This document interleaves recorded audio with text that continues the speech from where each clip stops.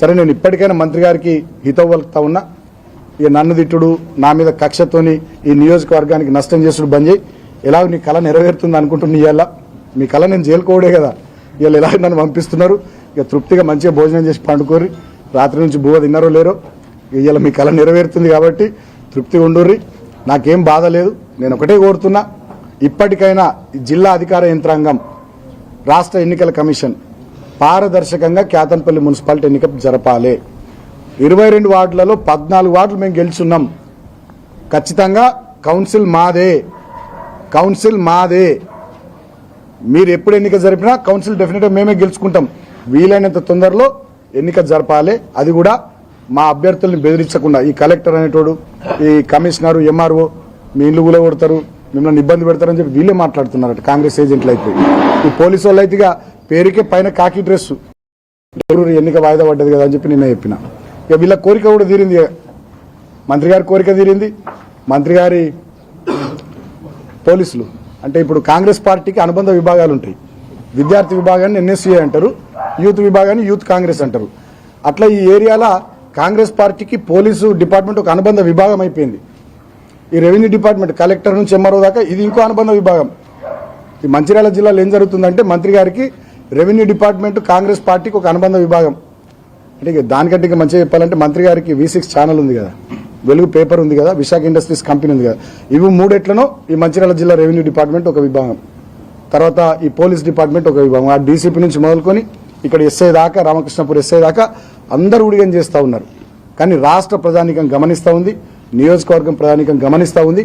అందుకనే నిన్న జరిగినటువంటి దుశ్శాసన పర్వానికి నిరసనగా నిన్న మీరు మాకు మెజారిటీ ఉన్నా కూడా ఎన్నిక జరపకుండా వాయిదా వేసిన అంశాన్ని తప్పుపడుతూ మేము నిన్న కేతన్పల్లి బంద్కు పిలుపునిస్తే స్వచ్ఛందంగా ఇవాళ మొత్తం ఎంత మంచిగా బంద్ అయిందో మీరే చూసారు.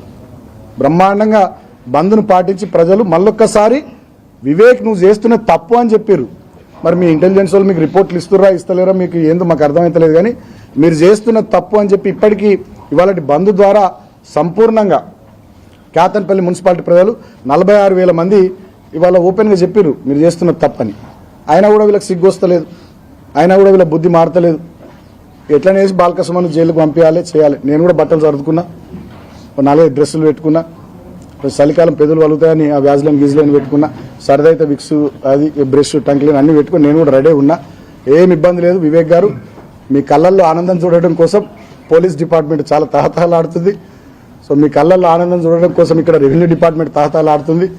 మీరు కూడా చాలా సంతోషంగా ఆనందంగా ఇక నేను జైలుకు వస్తే మీకు తృప్తి అవుతుంది కదా. బాలకృష్ణను జైలుకు పంపించాలి, కేతన్పల్లి మున్సిపాలిటీ ఇక నయాన్నో భయాన్నో దాన్ని నెగ్గించుకోవాలి. ఇదే కదా మీ ఎజెండా, మీ టార్గెట్.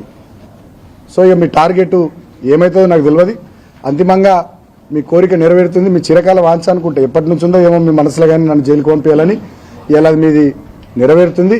ఇప్పటికైనా మీ కోరిక ఎలా నెరవేరుతుంది కాబట్టి ఇప్పటికైనా ప్రజాస్వామ్యయుతంగా పారదర్శకంగా కేతన్పల్లి మున్సిపాలిటీ ఎన్నిక జరిపించే ప్రయత్నం చేయండి.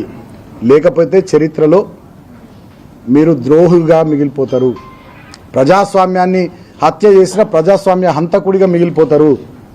పట్టపగలే కేతన్పల్లి మున్సిపాలిటీలో మీరు నిన్న చేసినటువంటి దుశ్శాసన పర్వంతో ఇప్పటికే ప్రజలంతా చీత్తు అని మిమ్మల్ని తిట్టుకుంటున్నారు. ఇప్పటికైనా మీ వైఖరి పద్ధతి మార్చుకోండి అని చెప్పి నేను మంత్రి గారికి తెలియజేస్తా ఉన్నా. జిల్లా అధికార యంత్రాంగం కూడా మీరు కూడా మొత్తం బానిసల లెక్కన అయిపోయారు, కాంగ్రెస్ పార్టీ తొత్తులు అయిపోయారు. ప్రజలు మిమ్మల్ని కూడా తిట్టుకుంటున్నారు. మీ వైఖరి మార్చుకోకపోతే డెఫినెట్గా రాబోయే రోజుల్లో ప్రజలు కాంగ్రెస్ పార్టీకి, జిల్లా అధికారులకు కూడా బుద్ధి చెప్తారు. ముఖ్యంగా పోలీసు వాళ్ళు చాలా ఓవర్ చేస్తున్నారు. మీరు అధికారం ఏమైనా అయ్యే సొత్తు కాదు, వీళ్ళేం చక్రవర్తులు కాదు, ఇదేం వీళ్ళ సామ్రాజ్యాలు కావు. డెఫినెట్గా మా టైం కూడా వస్తుంది. కానీ మా టైం వచ్చినా కూడా మీరు అనుకుంటున్నట్టున్నారు మా టైం వస్తే మళ్ళీ మీ దగ్గరికి వస్తాం సార్, అప్పుడు గవర్నమెంట్ చెప్పింది మేమేం చేస్తాం, వీఆర్ లాయల్ టు చైర్ కదా సార్, గవర్నమెంట్ చెప్పినట్టు వినాలి కదా సార్ అని మీరేదో సన్నాయి నొక్కులు నొక్కితే నడవదు. అది కూడా చెప్తున్నా, అప్పుడు కూడా నడవదు. డెఫినెట్గా ఎవరెవరైతే అధికారులు ఎక్కువ చేస్తున్నారో నేను అందరిని అంటలేను. మళ్ళీ దీన్ని ఇంతమంది బిట్ కట్టేసి అధికారులను తిట్టిన బాలకృష్ణ అని పెడతారు.